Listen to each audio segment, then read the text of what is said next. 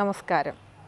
ഏതൊരു സ്ഥാപനത്തിൻ്റെയും വളർച്ചയ്ക്കാവശ്യം നൂതനമായ ആവിഷ്കാര ശൈലിയും കഠിനാധ്വാനവുമാണ്. അത്തരത്തിൽ എപ്പോഴും ചിരിച്ച മുഖത്തോടെയും എന്ത് കാര്യത്തെയും പോസിറ്റീവായി എടുക്കുകയും ചെയ്യുന്ന KKJ ബ്രാസ് വർക്സിൻ്റെ ഉടമ ജനാർദ്ദനൻ ചേട്ടനാണ് ടെയിൽസ് ഓഫ് ജേണിയുടെ ഇന്നത്തെ എപ്പിസോഡിലുള്ളത്.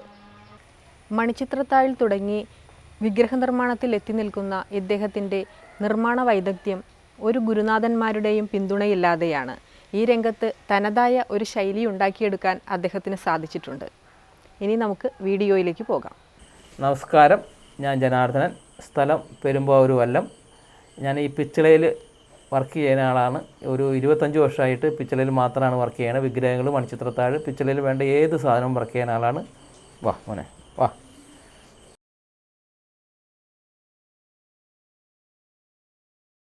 ഇതെൻ്റെ മോളുടെ മകനാണ് DN കൃഷ്ണ. ഇനിയിപ്പോൾ എൻ്റെയൊക്കെ തലമുറ കൊണ്ടുനടക്കേണ്ട ആളുകളാണിത്. ഇതെന്ന് പറഞ്ഞാൽ നമുക്കെന്ന് പറഞ്ഞാൽ ബ്രാസിൻ്റെ വർക്കായിരുന്നു കുറേ കാലങ്ങളായിട്ട്. അപ്പോൾ അങ്ങനെ ചെയ്തുകൊണ്ടിരിക്കുമ്പോൾ ഇപ്പോൾ ഈ മണിച്ചിത്രത്താഴൊക്കെ കുറഞ്ഞൊരു കണ്ടീഷനായി. അങ്ങനെ വന്നു കഴിഞ്ഞപ്പോൾ നമ്മൾ പിന്നെ വേറെ മേഖലയിലേക്കൊന്നും പോകാൻ ബുദ്ധിമുട്ടാണ്. അതിൻ്റെ സമയം ഇനി ഇല്ല. അപ്പോൾ നമ്മൾ അതിനോട് ബന്ധപ്പെട്ട് ഏതെങ്കിലും വർക്ക് ചെയ്യാമെന്ന് വിചാരിച്ചാൽ അങ്ങനെ നമ്മൾ കുറേ ആളുകളായിട്ട് ഇങ്ങനെ മണിച്ചിത്രത്താഴ് കഴിഞ്ഞ് അതിൻ്റെ കൂടെ ഇങ്ങനെ വിഗ്രഹങ്ങൾ പലരും ചോദിച്ചു. അങ്ങനെ അത് ഉണ്ടാക്കി കൊടുത്തു. അങ്ങനെ ഓരോ സ്ഥലങ്ങളിലും കൊടുത്തു. അങ്ങനെ ഓരോരുത്തർ പറയും ഇന്ന സ്ഥലത്ത് പോയാൽ നല്ലത് കിട്ടും. അങ്ങനെയാണ് ഞാൻ ഇങ്ങനെ വന്നിപ്പോൾ പല സ്ഥലങ്ങളിലും വിഗ്രഹങ്ങൾ പുറത്ത് കൊടുത്തിട്ടുണ്ട്. ഇങ്ങനെ ഇപ്പോൾ ഈ ഭുവനേശ്വരി ഉണ്ടാക്കാനൊരു ഓർഡർ വന്നു വാളകത്തുനിന്ന്.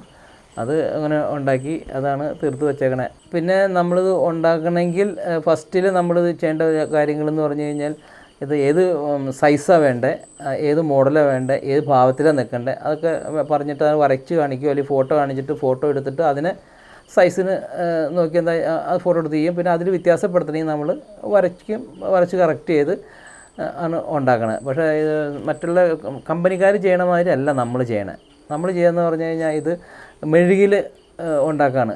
മെഴുകിൽ ഉണ്ടാക്കി കറക്റ്റ് ചെയ്ത് അത് പിന്നെ മണ്ണ് തേച്ച് റെഡിയാക്കി നമ്മളിത് ഉണ്ടാക്കാമെന്ന് വെച്ചാൽ ആദ്യം തന്നെ ഇത് വരയ്ക്കും. മോഡൽ ഏതാ വേണ്ടതെന്ന് വെച്ചാൽ മോഡൽ വരയ്ക്കും. പക്ഷേ ഫോട്ടോ തരാണെങ്കിൽ അതിൽ വ്യത്യാസപ്പെടുത്തണമെങ്കിൽ നമ്മൾ വരച്ച് കാണിച്ചു കൊടുക്കും. അപ്പോൾ അവരിത് ഇങ്ങനെ വേണമെന്ന് പറയുമ്പോൾ അതനുസരിച്ച് വരച്ച് കറക്റ്റ് ചെയ്യുമ്പോൾ അവർ സമ്മതിക്കും. അപ്പോൾ അവർ ഓക്കെ പറഞ്ഞു കഴിഞ്ഞാൽ പിന്നെ നമ്മൾ അതിനനുസരിച്ച് മെഴുക് പാചകം ചെയ്യും. അതായത് മെഴുകെന്ന് പറഞ്ഞാൽ മെഴുകും തെള്ളിയും അതിൻ്റെ പാകത്തിന് ഉരുക്കി റെഡിയാക്കി ഒരു സൈസ് എത്ര വെച്ചാൽ സൈസിനനുസരിച്ച് കട്ടയാക്കി എടുത്തിട്ട് ഒരു സോളിഡായിട്ട് എടുത്തിട്ട് അതുമെയാണ് നമ്മൾ അതുകൊണ്ട് ആ രീതിയിലാണ് എങ്ങനെയാണ് വേണ്ടതെന്ന് വെച്ചാൽ അതനുസരിച്ച് ആ മെഴുകിൽ പണത് തീർത്ത് എടുത്തിട്ട് പിന്നെ അത് മണ്ണ് തേച്ച് റെഡിയാക്കി എടുക്കുകയാണ്. മണ്ണ് തേച്ച് എടുക്കുക, അതൊരു 4-5 ട്രിപ്പ് മണ്ണ് തേക്കണം. മെഴുകിൻ്റെ പണി തീർന്നു കഴിഞ്ഞാൽ പിന്നെ മണ്ണ് തേക്കുന്ന പരിപാടിയാണ്. മണ്ണ് തേക്കാന്ന് പറഞ്ഞാൽ അത് 2 ടൈപ്പ് മണ്ണാണ്. നമ്മൾ ഫസ്റ്റിൽ അരച്ച മണ്ണ് തേക്കാന്ന് പറയും. അരച്ച മണ്ണെന്ന് പറയുമ്പോൾ നമ്മൾ ഓട് പൊടിച്ചെടുത്തിട്ട് അത് അരിച്ച് റെഡിയാക്കി പിന്നെ അതിനകത്ത് ചാണകം ചേർക്കും, ഉപ്പും ചേർത്ത് നൈസായിട്ട് അരച്ച് ഫസ്റ്റിലെ ഒരു കോട്ട് അരച്ച മണ്ണ് തേക്കാന്ന് പറയും. അത് തേച്ച് കഴിഞ്ഞ് ഒന്ന് ഉണങ്ങി കഴിയുമ്പോൾ പിന്നെ അടുത്ത മണ്ണെന്ന് പറയുമ്പോൾ അതിൽ ചാക്ക് ഓടും പൊടിച്ച് പാകത്തിന് കളിമണ്ണും ചേർത്ത് ആണ് അത് തേക്കണത്. അത് ഫസ്റ്റ് ട്രിപ്പ് തേച്ച് കഴിഞ്ഞിട്ട് ചെല്ലി തേക്കുന്ന ഒരു പരിപാടിയുണ്ട്. അത് ബലത്തിന് വേണ്ടി ചെയ്യാണ്. അത് നമ്മുടെ ഈ കലങ്ങളുടെയൊക്കെ കനം കുറഞ്ഞ കലങ്ങളുടെയൊക്കെ പീസുകൾ അതുമ്പോൾ ഒരു ട്രിപ്പ് മണ്ണ് തേച്ചിട്ട് അതിൻ്റെ മേളിൽ ഒട്ടിച്ച് അത് ഉണങ്ങി കഴിയുമ്പോൾ പിന്നെയും ഒന്നുകൂടി മണ്ണ് തേക്കും. പിന്നെ അത് നമ്മുടെ ഈ മോൾഡ് എന്തോ ഒരു വലുപ്പമുള്ളത് അനുസരിച്ച് നമ്മൾ മണ്ണുകൾ കനം കൂട്ടി തേക്കണം. സാധാരണ രീതിയിലുള്ളതാണെങ്കിൽ ഒരു 3 ട്രിപ്പ് തേച്ചാൽ മതി. അല്ല വലുതാണെങ്കിൽ അതനുസരിച്ച് കൂട്ടി തേക്കണം. അതനുസരിച്ച് ചെല്ലിയും തേച്ച് പതിച്ചു കൊടുക്കണം. പിന്നെ വലിയ സാധനങ്ങളാണെങ്കിൽ നമ്മൾ ബലത്തിന് അതിന് കമ്പിയൊക്കെ ഇട്ട് കൊടുത്ത് റെഡിയാക്കി പിന്നെ നമുക്ക് ഈ കാലാവസ്ഥ പ്രശ്നമാണെങ്കിൽ ഉണങ്ങി കിട്ടാൻ നമ്മൾ ഈ പറയുന്ന രീതിയിൽ പെട്ടെന്ന് മണ്ണ് തേക്കൽ നടക്കില്ല. നല്ല വെയിലത്ത് ഉണക്കി എടുക്കണം. നമ്മൾ കൃത്രിമമായിട്ട് ഉണക്കി കഴിഞ്ഞാൽ അതിൻ്റെ പണി അത്ര സുഖമാവില്ല. നമ്മൾ ഹീറ്റർ വെച്ചൊക്കെ ഉണക്കി കഴിഞ്ഞാൽ അത് പോരാ. നന്നായിട്ട് പതുക്കെ ഇരുന്ന് ഉണങ്ങി റെഡിയാക്കി വാർത്താലും ക്ലിയറായി കിട്ടുള്ളൂ. അത് ഉണങ്ങി ഒരു സൈഡ് തേച്ച് ഉണങ്ങി കഴിഞ്ഞാൽ പിന്നെ തിരിച്ചു വെച്ച് മറ്റേ സൈഡും തേച്ച് ഉണക്കി റെഡിയാക്കി വെച്ച് കഴിഞ്ഞാൽ ഫുള്ളായിട്ട് തേച്ച് ഉണങ്ങി എടുത്തു കഴിഞ്ഞാൽ പിന്നെ അതൊരു നമ്മൾ വെച്ചേക്കണ മോൾഡ് മെഴുകിൽ പണിത മോൾഡ് എന്താണെന്ന് വെച്ചാൽ അത് ഉരുക്കി വീണ്ടും വെളി കളയണം. വെളി കളഞ്ഞതിന് ശേഷം അത് റെഡിയാക്കി വെച്ച് കഴിഞ്ഞാൽ പിന്നെ അടുത്ത് നമുക്ക് വേണ്ട പിച്ചളയാണ്. നമ്മൾ ഒരയിലയിൽ പഴുപ്പിക്കാൻ വെച്ചു, ഒരയിലയിൽ പിച്ചളയും ഉരുക്കാൻ വയ്ക്കും. ആ പിച്ചള എന്ന് പറയുമ്പോൾ നമ്മൾ ഈ കടകളിൽ നിന്ന് മേടിക്കുന്ന സാധനങ്ങളുടെ പിച്ചളയും നമ്മുടെ പിച്ചളയായിട്ട് ഒത്തിരി വ്യത്യാസമുണ്ട്. നമ്മളെന്ന് പറഞ്ഞാൽ ശരിക്കും നല്ല പിച്ചള വയ്ക്കണം. നല്ല പിച്ചള എന്ന് പറഞ്ഞാൽ ശരിക്കും ചെമ്പും സിങ്കും അത് പാകത്തിന് ഉണ്ടാക്കി എടുത്തു കഴിഞ്ഞാൽ അതാണ് നല്ല പിച്ചള. നമ്മൾ വറക്കാൻ ഉപയോഗിക്കുന്ന പിച്ചള എന്ന് പറഞ്ഞാൽ സാധാരണ നമ്മൾ കടയിൽ കിട്ടുന്ന സാധനങ്ങൾ ഉള്ള മാതിരിയുള്ള പിച്ചളയല്ല. ചെമ്പും നാഗവും അതിൻ്റെ പാകത്തിന് മിക്സ് ചെയ്താണ് ഉരുക്കിയെടുത്തിട്ട് അതിന് നമ്മൾ പാകം ഉരുക്കി കഴിഞ്ഞിട്ട് അല്പം വെളിയിലെടുത്ത് ഒഴിച്ച് നോക്കി മുട്ടി രാഗിയൊക്കെ നോക്കി അതിൻ്റെ കളറും മയവും ഒക്കെ നോക്കിയാണ് ചെയ്യുന്നത്. നമ്മൾ ഇത്തരം വർക്കുകൾ ചെയ്യുമ്പോൾ നല്ല പിച്ചള അല്ലെങ്കിൽ ഇതിൽ വിഗ്രഹങ്ങളൊക്കെ ചെയ്യുമ്പോൾ നമ്മളിതിൽ ഡിസൈനൊക്കെ കൊത്തി ചെയ്യേണ്ട ആവശ്യമുണ്ട്. അപ്പോൾ അത് ഡിസൈനുകളൊക്കെ നമ്മൾ ഇഷ്ടം പോലെ അതിൻ്റെ മാലകളും കാര്യങ്ങളൊക്കെ കൊത്തി പണിയണമെങ്കിൽ നല്ല മയമുള്ള പിച്ചള അല്ലെങ്കിൽ അടന്ന് തെറിച്ചൊക്കെ പോവും. പിന്നെ കളറ് സുഖമാവില്ല. അങ്ങനെ ഒത്തിരി കാര്യങ്ങളുണ്ട്. പിന്നെ മുട്ടാനൊന്നും പറ്റില്ല. ഇപ്പോൾ വാർത്ത് കഴിയുമ്പോൾ അല്പം വളച്ചിലൊക്കെ സംഭവിക്കും. അപ്പോൾ അത് മുട്ടാനൊക്കെ നല്ല മയമുള്ള പിച്ചളാണെങ്കിൽ മുട്ടി വളവൊക്കെ തീർത്ത് ശരിയാക്കാൻ പറ്റുള്ളൂ. നല്ല പിച്ചള അല്ലെങ്കിൽ എന്താ വെച്ചാൽ നമ്മൾ താഴെ വീഴുമോ അങ്ങനെയൊക്കെ ചെയ്താൽ പൊട്ടി അങ്ങ് പോകാൻ സാധ്യതയുണ്ട്. അപ്പോൾ അതുകൊണ്ട് നമ്മൾ നല്ല പിച്ചള നോക്കി അത് പാകത്തിന് ഉരുക്കി അതിൻ്റെ പാകം നോക്കി ഒക്കെ കറക്റ്റ് ചെയ്താണ് നമ്മൾ വാർത്തെടുക്കണത്. വാർത്തെടുത്ത് കഴിഞ്ഞാൽ പിന്നെ നമ്മൾ അത് വാർത്ത് ഒഴിച്ച് കഴിഞ്ഞാൽ പിന്നെ മണിക്കൂറുകൾ കഴിഞ്ഞാലാണത് പൊട്ടിക്കാൻ പറ്റുന്നത്. ചൂടൊക്കെ ഏറി പൊട്ടിച്ചെടുത്ത് റെഡിയാക്കി പിന്നെ അത് മണ്ണൊക്കെ കുത്തിക്കളഞ്ഞ് പിന്നെ രാഗി ഫിനിഷിങ്ങും പോളിഷിങ്ങും അതിൻ്റെ മറ്റുള്ള കണ്ണിൻ്റെ ഒത്തിരി വർക്കുകൾ വാർത്ത് കഴിഞ്ഞിട്ട് ചെയ്യേണ്ട ആവശ്യമുണ്ട്. അതൊക്കെ വാർത്ത് കഴിഞ്ഞിട്ട് ചെയ്ത് പോളിഷ് ചെയ്ത് ക്ലിയർ ചെയ്ത് കല്ലൊട്ടിക്കേണ്ട കേസൊക്കെ കല്ലൊക്കെ ഒട്ടിച്ച് ആഭരണങ്ങളൊക്കെ കല്ലൊക്കെ ഒട്ടിച്ച് റെഡിയാക്കി അങ്ങനെയാണ് ഇത് ചെയ്യണത്. പിന്നെ ഇത് പണിയാന്ന് പറഞ്ഞാൽ മറ്റുള്ള കമ്പനി പണി മാതിരി അല്ലാത്തതിൻ്റെ പേരിൽ നമ്മൾ പെട്ടെന്ന് പണി ഫിനിഷ് ചെയ്ത് കൊടുക്കാൻ പറ്റില്ല. കമ്പനികൾ ഡൈലടിക്കുന്നതാണ്, പറഞ്ഞ നേരം കൊണ്ട് ഡൈലടിക്കും. അത് എന്ന് പറഞ്ഞാൽ ഡൈലടിക്കുന്ന വർക്കും നമ്മുടെ ഹാൻഡ് മെയ്ഡ് വർക്കുമായിട്ട് ഒത്തിരി വ്യത്യാസം എന്ന് പറഞ്ഞാൽ അത് അതിൻ്റെ എല്ലാ ഡിസൈനുകളും ഉണ്ടാവില്ല. പിന്നെ ഉള്ളിൽ നിന്നൊക്കെ ചാടി വന്ന ഒരു സീനൊക്കെയാണെങ്കിൽ അതൊന്നും ഉണ്ടാവില്ല. മോൾഡിങ് ഡൈ എന്ന് പറഞ്ഞാൽ 2 പീസായിട്ട് വറക്കുമ്പോൾ ഉടക്കൊന്നും ഉണ്ടാവാൻ പാടില്ല. അങ്ങനെ എളുപ്പത്തിൽ ചെയ്യുന്ന പണികളാണത്. പിന്നെ അതിൻ്റെ മെറ്റീരിയൽ വെച്ചാൽ ഹാർഡായ മെറ്റീരിയലായിരിക്കും. അപ്പോൾ നമ്മൾ ഈ പറഞ്ഞ രീതിയിൽ പെട്ടെന്ന് കുടക്കലോ കാര്യങ്ങളും നടക്കില്ല. പിന്നെ ഇത് നമ്മൾ ഒരാളല്ല ഇത് പണിയണ, ഞങ്ങൾ 6-7 പേര് ഉണ്ട് നമ്മുടെ സ്ഥാപനത്തിൽ. ഞങ്ങളെല്ലാവരും കൂടിയാണ് ഇത് പണിയുകയും ചെയ്യണത്. ഓരോരുത്തരും ഓരോ ഭാഗങ്ങൾ ചെയ്യും.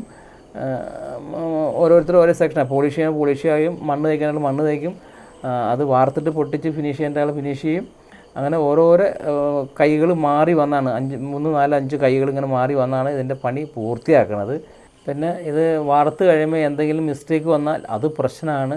നമ്മൾ പറയുന്ന രീതിയിൽ കൊടുക്കാൻ പറ്റില്ല. അപ്പോൾ ഓരോ വാർത്ത് കഴിഞ്ഞപ്പോൾ അർജൻറ്റായിട്ട് വറക്കുമ്പോൾ ചിലപ്പോൾ എന്തെങ്കിലും മിസ്റ്റേക്ക് വന്നാൽ ചിലത് റിപ്പയർ ചെയ്യാൻ പറ്റും, അല്ലെങ്കിൽ രണ്ടാമത് ഉണ്ടാക്കേണ്ടി വരും. പിന്നെ പണിക്കാർ കൃത്യമായിട്ട് വന്നില്ലെങ്കിൽ നമുക്ക് ആളുകൾക്ക് കൃത്യമായിട്ട് സാധനം കൊടുക്കാൻ പറ്റില്ല.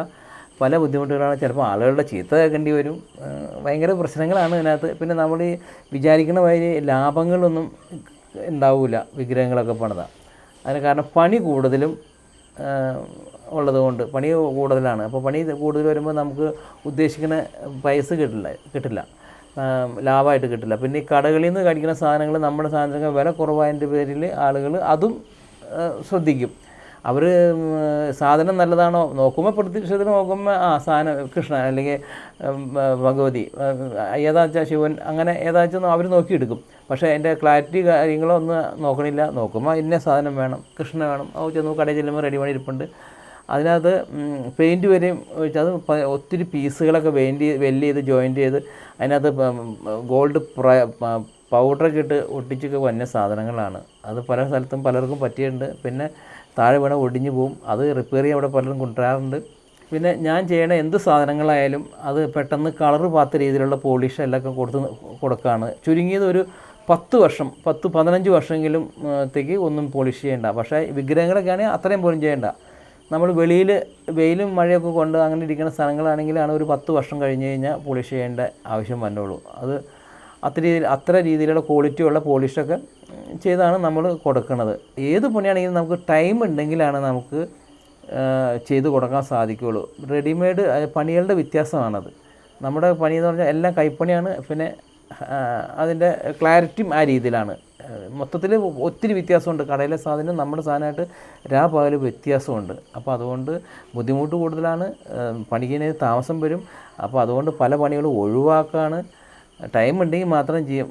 പിന്നെ നമ്മൾ ഈ മേഖലയിലേക്ക് വന്നേ പിന്നെ നമ്മളെ ഒത്തിരി ആളുകൾ അറിയും. ഒത്തിരി എല്ലാ മേഖലകളിലെ ഉദ്യോഗസ്ഥരുടെ വീട്ടിലും എൻ്റെ ഓരോരോ സാധനങ്ങളുണ്ട്. ഞാനിങ്ങനെ ചെന്ന് സംസാരിക്കുമ്പോൾ പറയുമ്പോൾ പറയാം ഇന്ന ആവോ അറിയാം, ഇന്ന ആൾ എൻ്റെ മാമൻ്റെ ഉള്ളിലാണ്. അതുകൊണ്ട് എവിടെ ഇപ്പോൾ കേരളം വിട്ടാലും ചെന്ന് പറയുമ്പോൾ എൻ്റെ പേര് പറയുമ്പോൾ എല്ലാവർക്കും അറിയാം. മണിച്ചിത്രത്താഴ് വണ്ണ ജനാർദ്ദൻ എന്ന് പറഞ്ഞാൽ അറിയാത്ത വളരെ ചുരുക്കം വേറെ ഉള്ളൂ. കേരളത്തിലല്ല, കേരളത്തിൽ നിന്ന് പുറത്ത് ഡൽഹി, ഹിമാചൽ പ്രദേശ്, ബാംഗ്ലൂർ, എല്ലാ മേഖലകളിലും തന്നെ എൻ്റെ സാധനങ്ങൾ പോയിട്ടുണ്ട്. പക്ഷെ ഞാൻ കൊടുത്ത സാധനങ്ങൾ മോശം എന്ന് ആരും പറഞ്ഞിട്ടില്ല. അതുകൊണ്ട് കണക്ട് ചെയ്ത് സാധനങ്ങൾ വരും. അങ്ങനെയാണ് കൂടുതൽ ഞാൻ പഠിച്ചത്. ഞാൻ പുറത്ത് ഒരു പബ്ലിസിറ്റി വേറെ ഒന്നുമില്ല, വേറെ പബ്ലിസിറ്റിക്കൊന്നും പോകാറുമില്ല. ഇപ്പോൾ ഇതുപോലെ ഇപ്പോൾ ഇത് വളരെ അടുത്ത കാലത്താണ് ഇങ്ങനത്തുള്ള ചാനലിലേക്കുള്ള പരിപാടിയൊക്കെ തുടങ്ങിയത്. ഈ മേഖലയിലേക്ക് ഞാൻ വന്നിട്ട് 25 വർഷമായി. ഈ 25 വർഷത്തിൽ ഒത്തിരി ആളുകളായിട്ട് കണക്ഷൻ വന്നിട്ടുണ്ട്. എല്ലാ മേഖലയിലുള്ള ഉദ്യോഗസ്ഥരുടെ ഉള്ളിലും എൻ്റെ ലോക്കുണ്ട്. പലരും എന്നെ അംഗീകരിച്ചിട്ടുണ്ട്. അവർക്ക് എന്നെ പേര് വിളിക്കാൻ പോലും മടിയാന്ന് ഒരു സാറ് എന്നോട് പറഞ്ഞു. ഒരു സാറല്ല, പല സാറും പറഞ്ഞിട്ടുണ്ട്. ബഹുമാനം കൊണ്ട്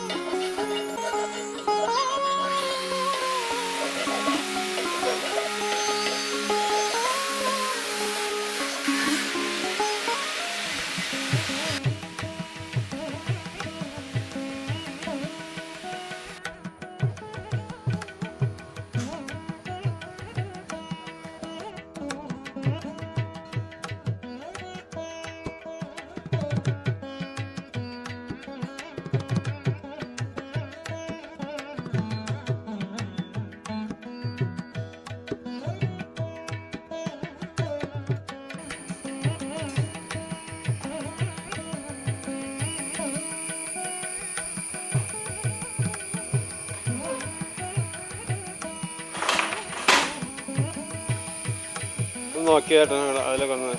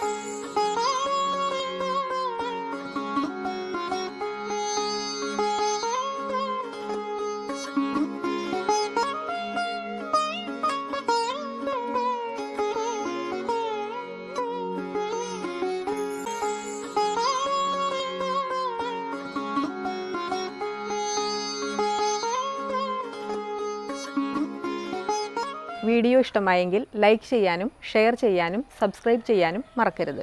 ഫേസ്ബുക്കിലെ ഞങ്ങളുടെ ടെയിൽസ് ഓഫ് ജേണി എന്ന പേജ് ഫോളോ ചെയ്യണേ.